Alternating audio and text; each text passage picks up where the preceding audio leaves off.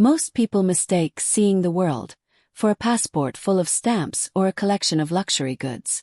But true worldliness isn't about physical movement. It's a cognitive ascension.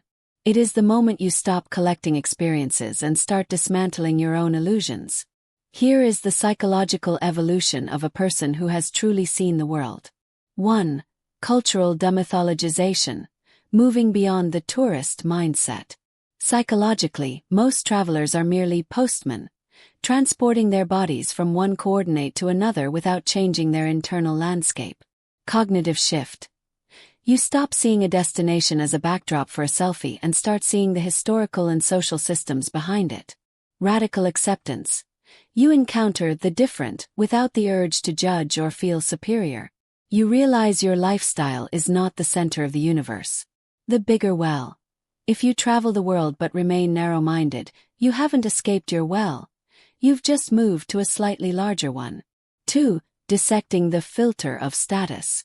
We often view the elite through a lens of awe, perceiving them as perfect or other. A world-wise person has smashed this filter. The humanization of power.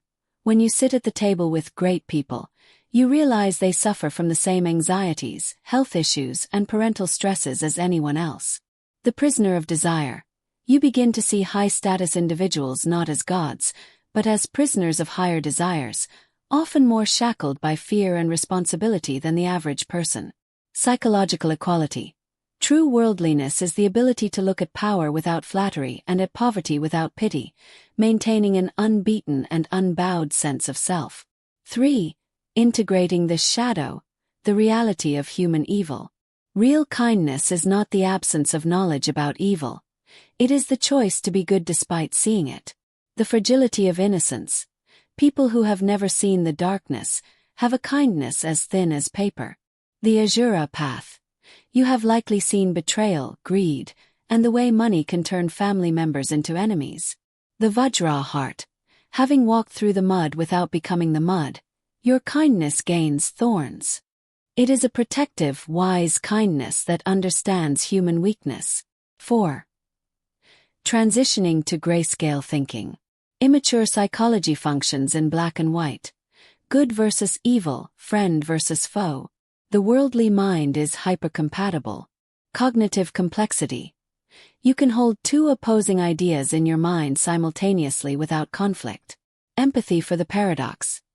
You understand that a hero can be flawed and a villain can be filial. The so be it realization. When you stop measuring the world with a moral ruler and start responding with it is what it is, you have achieved a level of psychological enlightenment. 5. Downward compatibility and divine empathy. The highest form of sophistication is humility. Social fluidity. Being able to converse with a president and a security guard with the same level of ease. Compassion as a default, recognizing that everyone is struggling in their own hell. You stop adding to the world's friction and start offering gentleness and decency to every person you meet. 6. Awe of the Tao, the macro perspective. A worldly person understands that they are a speck of dust in the face of history and time.